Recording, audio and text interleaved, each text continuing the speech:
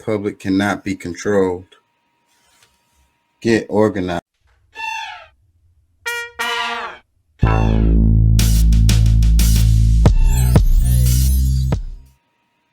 A new revolution. Okay. It's something I've been thinking about for a while. I feel like there's something in the air, right? You can feel it. And I don't think that it's local. I really don't. I think it's global. And not only that, I think that it's been sputtering for a while now. It's a powder keg, you know, waiting for a spark. And I think that the powers that be, are feverishly stomping them out. Little fires that break out here and there and there and here around the world. They're feverishly stomping them out. They're afraid they're going to catch, and they're going to spread globally. You know, we're going to talk about race a lot today. So if that makes you feel uncomfortable, if you feel like you shouldn't talk about race, that's what perpetuates it. If you feel like, you know, race, doesn't matter, or that you don't see color, or it doesn't really impact the way the world is today, you know, if you feel like the world is perfectly fine and like it could be no better, like this is the best it can get, you know, go ahead and get exit out of the video and unsubscribe or whatever the hell, you know. Go ahead and go back to your delusional um, experience that you're having here on this planet, because it's a real thing. And these uncomfortable conversations need to be had, you know. The ones that you have at home with your close family members or your close friends, you know, these conversations need to be had on a more wide level. Like I was saying on the other show, Take the Mask Off. Us pretending, that everything is fine, it's always been this way, or there's nothing you can do about it, you know, those attitudes have to stop, you know. Um, the, the the train thing was in the news recently, and they were saying that they're using World War II technology for the trains. Why is that? Can we focus on that? Our water systems, and I'm just talking about the US, and other places can, I'm sure, attest to similar situations. The pipes was laid like, I don't know, early 1900s or something. Like they're over 100 years old, and they just been repurposed, refurbished, uh, maintained in a way just so that it can keep working, the lowest possible quality. You know, I mentioned in another show that TV, the cartoon show, the Jetsons, it was set in today's time. And I remember watching that show as a kid. So then they imagined the future in a certain way. And if anybody saw the Jetsons, and that they imagine what the future would be like, and it's like we don't have it, like any of that stuff. Very little of it. Maybe the consumer based type stuff, like the related to the cell phones and the gadgets and stuff. But like It was still based on like a 50s era way of like the what is it? The nuclear family and the wife staying home and taking care of the house and the husband making enough money to pay for all of the bills, and he goes to work and comes home and greets the wife and greets the kids and stuff like that. So it was still based on some kind of like really old way of thinking that really wasn't even really real even then. Like it wasn't even really like really true even then. Um, and another thing about the Jetsons was I don't remember seeing any other people other than white people in that show. Like, correct me if I'm wrong, but I don't remember seeing anybody that wasn't. Okay, it was a cartoon, it's animated, but the images that they had in the cartoon didn't show different shades of people. So that's another issue with it. But my point is that I don't think we realize how much we're missing. How they say you don't know what you're missing, you know, how much things have improved in a lot of ways and how much things have kind of regressed in a lot of ways. You know, things related to social programs, especially things related to, you know, egalitarian type of stuff, uh, just really common sense stuff. I think we've gone insane. I've said it before. Like, that's why I feel so alone all the time, is because I feel like the world has gone bonkers, like really just insane, like things that don't make any sense. Where, like, the idea of looking out for yourself, I get it. Looking out for your friends and family, I get it. You can't change the world, I get it. You know, just try to live as best you can under the circumstances. I get it. And that's actually logical. Those are logical ways of thinking.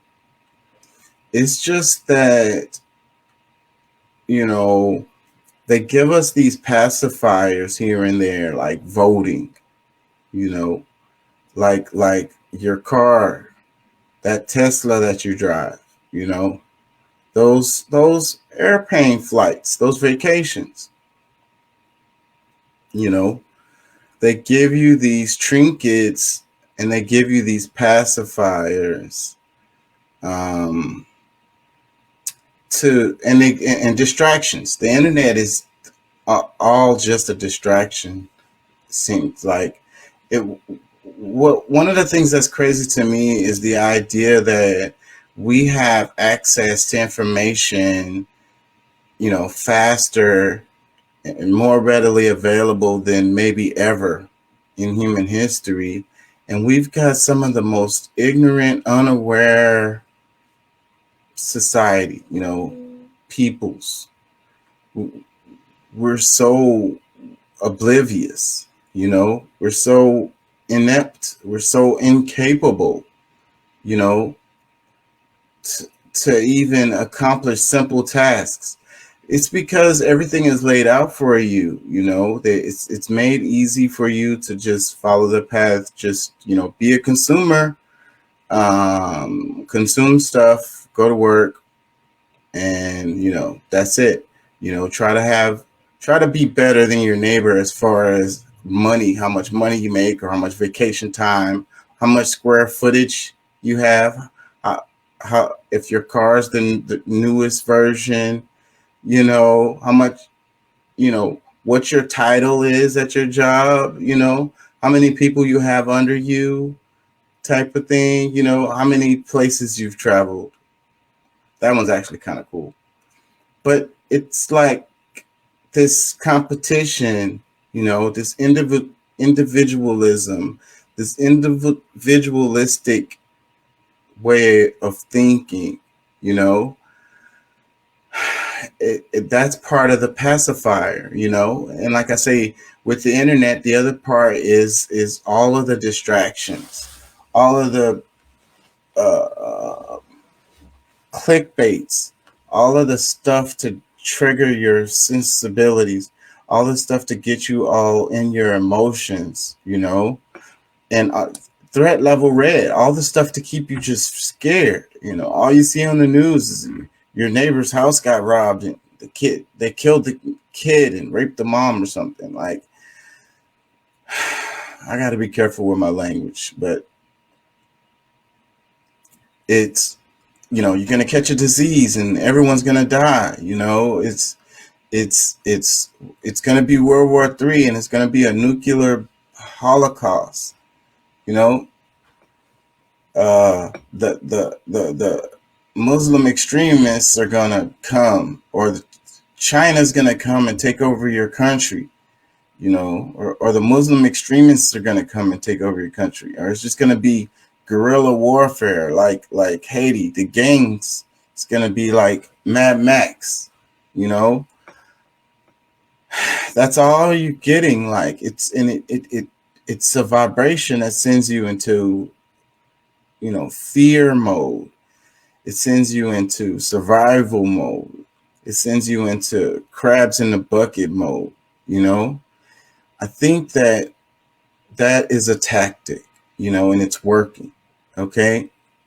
But the name of the show is A New Revolution, because I think that's what's happening.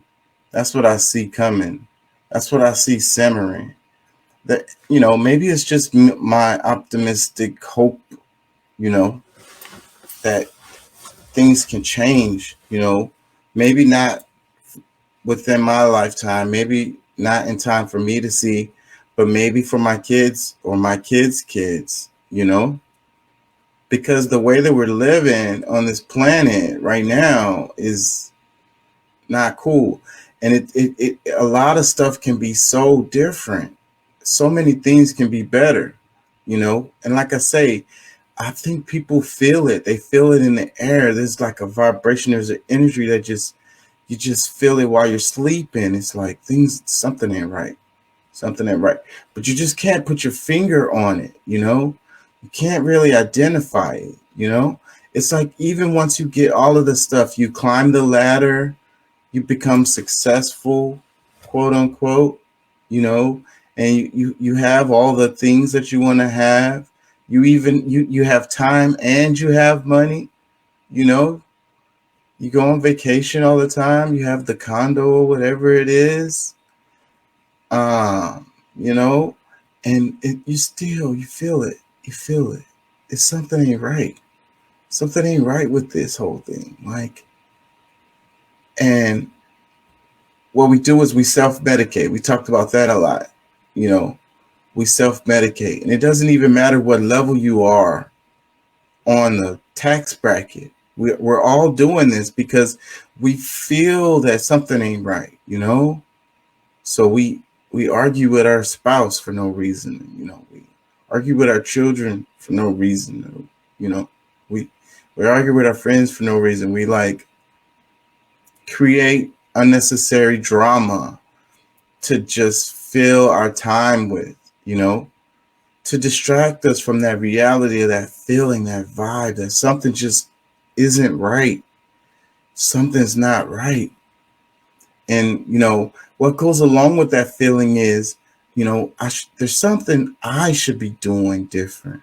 There's something I can do about it. I can make it change. Or, or on the other hand, it's like, I'm contributing to this. I'm making this way. My activities, the things that I do personally, day to day, is the reason, or one of the reasons, or contributes to this situation where that you feel where things aren't right. Okay.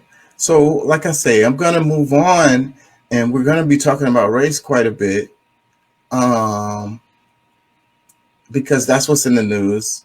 And, you know, it's conversations that needs to be had, and they're uncomfortable and they're painful and they're hurtful, and it's very difficult to talk about these things, but the revolution, what I'm talking about is, well, let me ask you guys a question. Let me ask you a question. Do you think that some of the people that live on the planet are not human? You know, like, do you feel like they're a different species or something? You know, like, because I hear both sides. I fall in the middle, well, more than both sides, multiple sides. Being that it's what I study, but I'm super sensitive to this, anyways, and I'm always bringing out these kinds of conversations out of people.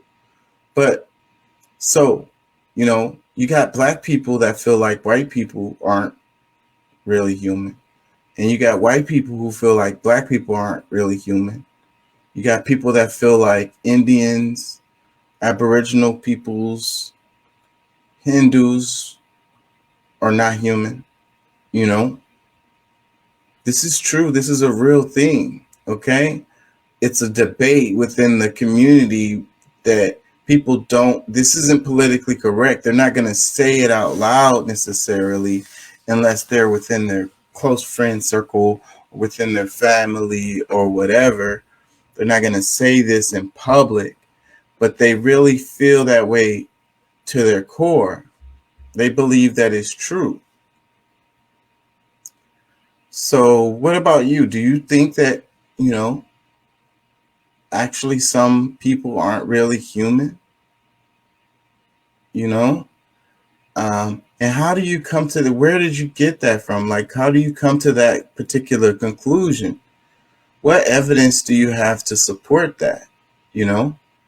Because if we really want to believe, or trust in science, if you want to look at math, like, there's so much evidence to the contrary, you know?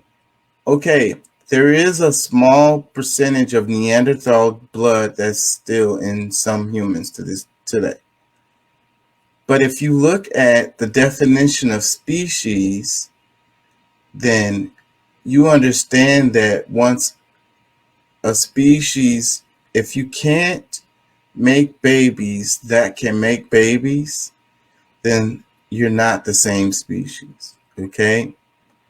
So, but the thing is, a human can make a baby with any other human anywhere around the planet, no matter what their skin tone is, and those babies can make babies. And this is life forever, This is the holy trilogy, okay? Understand that that's just a reality. No matter what you feel, the stuff that you think is true, the math is the math, okay? But it doesn't matter what I say about that, right? It doesn't matter what I say. People still gonna feel the way that they feel. So then, there's different roads you can go down related to this. Is it their behavior? Is it because of the way that a certain group behaves that makes you feel like they're not human? So then there's a certain behavior that goes along with being civilized. So then are you talking about being human, or are you talking about being civilized? So is the uncivilized not human? What do you think? How do we reconcile this? Where do we go from here when facts, data doesn't matter, and everyone wants to feel like they're superior? That's the other part of it. It's like you got black people who feel like they're superior. You got white people that feel like they're superior. Different Asian groups, they feel like they're superior to any of the other groups on the planet for whatever reason, wherever they got that from. And they believe this to their core, and there's nothing anyone can tell them different. So, it's true that there are differences, but the differences tend to be mostly cultural. The thing that we call race is really just a social construct. In one of my classes, we learn about bones and stuff a lot. So we look at skeletons and stuff, remains. So we can identify gender from your bones because the pelvic bone sits a certain way to allow for a child to come out of the birth canal. So women's pelvic bones have a different angle on them. Back on the back part of the butt bone part, I want to say it's the butt bone. The other side of it is also different. So it's the shape is different. So with that, we can identify if those remains are female or male. But you know what we can identify from those bones? If they were black or white or Asian, Latino, though you can identify it. That's because those differences are cosmetic. They're something that we focus on, little differences. We're very visual. We're visual creatures. And there's not much we can do about that. We have these binocular eyes, and we basically, that's how we evolved. So the thing is, that's the other part. A lot of people they don't even feel like evolution is a real thing. Evolution happens, Now, there could be a time in the future where we do split and become different species, if you will, where you can have, there was a time in our past where there was different human species. Okay. Like I say, this is the stuff I study. There was a time on the planet where you had, well, they wasn't considered humans. So we're going to call them, I don't know, let's call them ape men, if you will. I don't know what you want to call them, because in the books, they don't call them human. There's distinctions, modern humans, and I can go down the list of the names, but it doesn't really matter. The technical names that they gave these different groups, whatever. So, but you had these were actually different species on the planet at that time. And so there could be a time in the future where we actually do split, because evolution is a real thing, that happens. It's a gradual change that happens. This is math. There's evidence to support this. And it doesn't really matter how you feel about it. Okay? It explains everything. Not everything, but explains a lot of things. It's irrefutable. It really is. Okay? So in the other video, I mentioned a little bit about the survival of the fittest. So a lot of this kind of attitude comes from the way people perceive the idea of the survival of the fittest. But they really don't understand. So y'all go look it up. I don't feel like doing it right now, but you go look it up, what it entails. And it's talking about traits, the traits that are passed down so that this organism can survive given the environment that it's in, or whatever nutrients are available, or whatever. So it's not about who has the biggest gun, who has the most artillery, who can bully the most, who can dominate another person, like this whole idea of alpha male and beta male or whatever, like that's not what survival of the fittest is. It's the ones that's most fittest to survive, to pass down these traits, to pass down these genes. It don't have to do with the guy with the biggest club who can knock people out or whatever. That's not it. That's not it on the scientific side. But people feel like, and a lot of the racism comes in with this idea of survival of the fittest. The fittest racial group, you know, but that's not even what it is. It's traits. Okay. And I'm gonna tell you what, if you live in a world where you have, privileges that make it so words you don't have to deal with the world in a way that you are, like, let's say, fighting for survival. As time goes on, that affects you, okay? And that affects your offspring's offspring, okay? Because, humans needing to know how to survive or what to do to survive, that's what keeps us alive.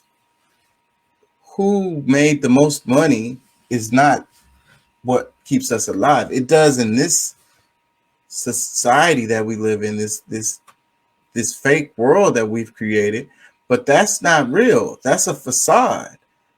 That those checks, that credit card, that doesn't work in the jungle. You can't swipe your credit card in the jungle.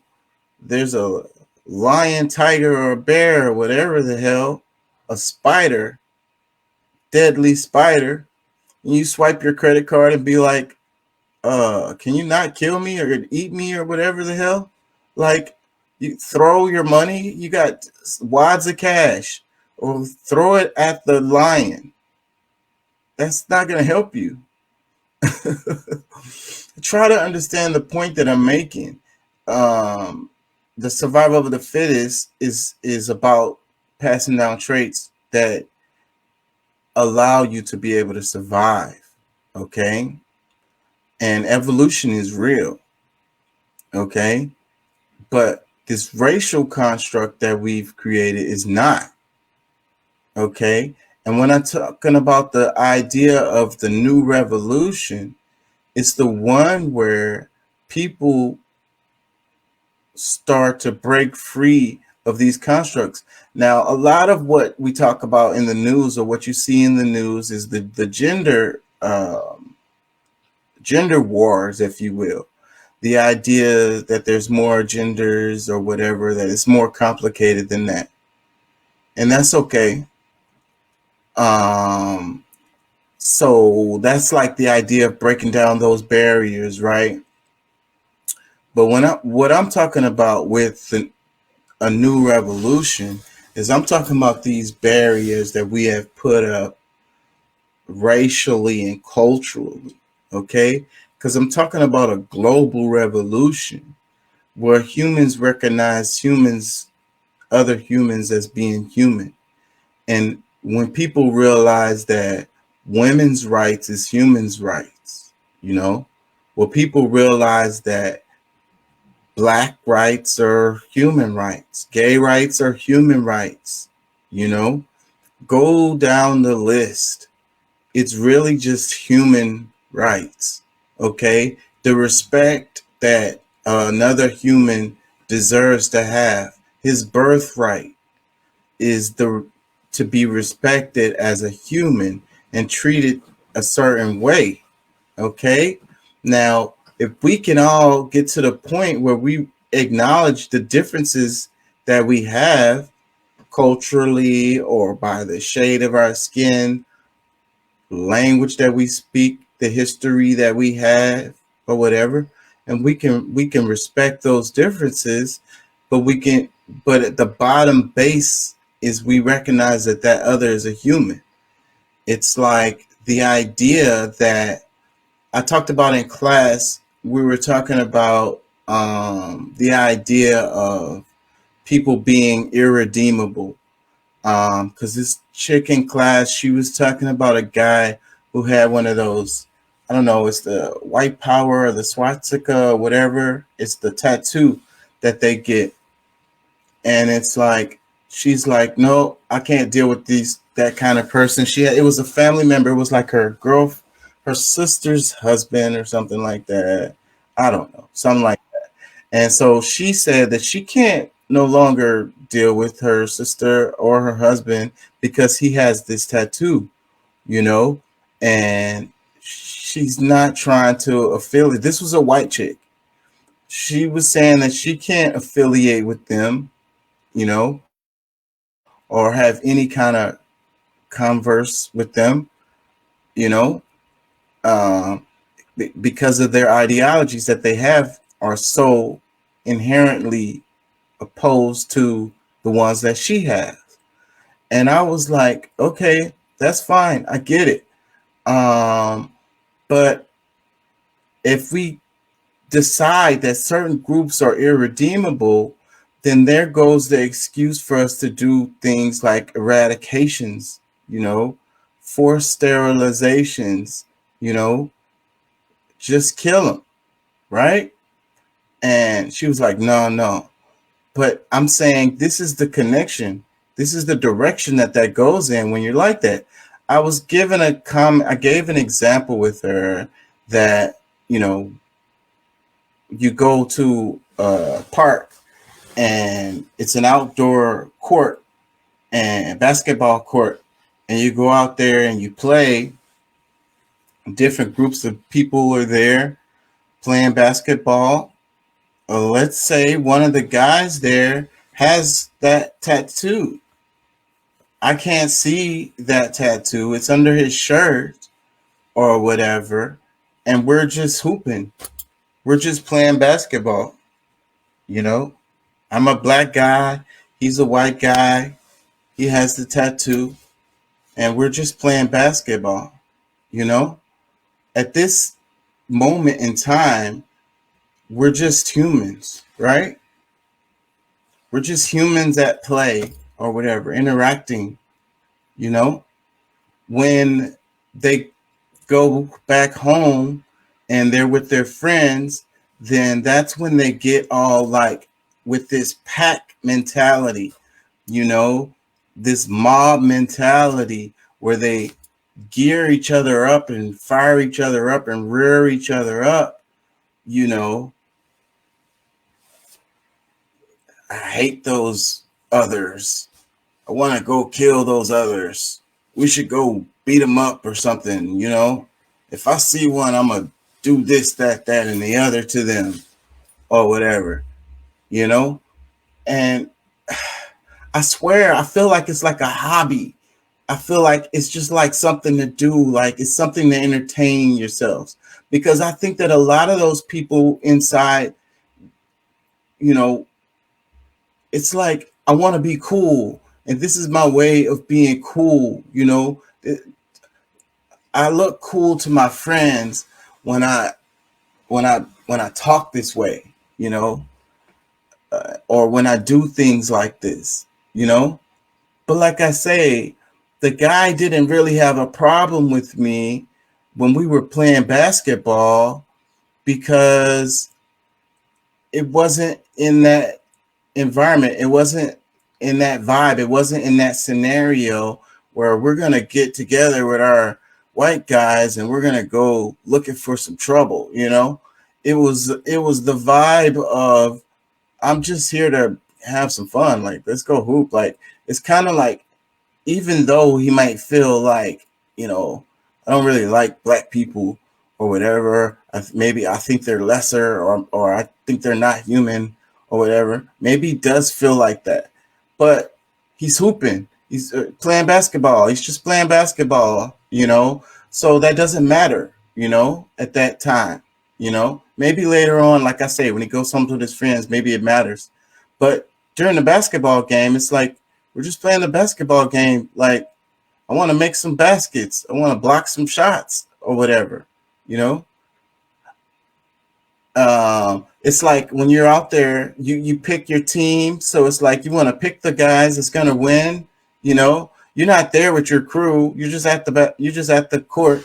So it's not like it's your friends. It's all random people. So when it's time to pick the teams, it's like the guy that was looked like he was making shots, or maybe he's tall, or maybe he just looks nimble, or you saw him dribbling. You're like, I want that guy. I want that guy. I want that guy. You know, you pick your team. You know, because you want to win. You want to have fun, whatever. At this point, it's not about the race or whatever, right? What I'm trying to say about the new revolution is people getting together despite their differences, despite the things that even the feelings that they have inside, and realizing that they can work together to make a better world for all of us, because we're all suffering no matter which side you are on this. Okay? You're suffering. That's the reason why you lash out in the ways that you do. That's the reason why you find these clubs to be in, to like entertain yourself, to distract you from that feeling that you have, that vibe that's in the air where you know things are wrong. You know that they could be better. You know that you could make a change. And you feel like a guilt, you know, on both sides. You feel a guilt. And it's because you're not living right.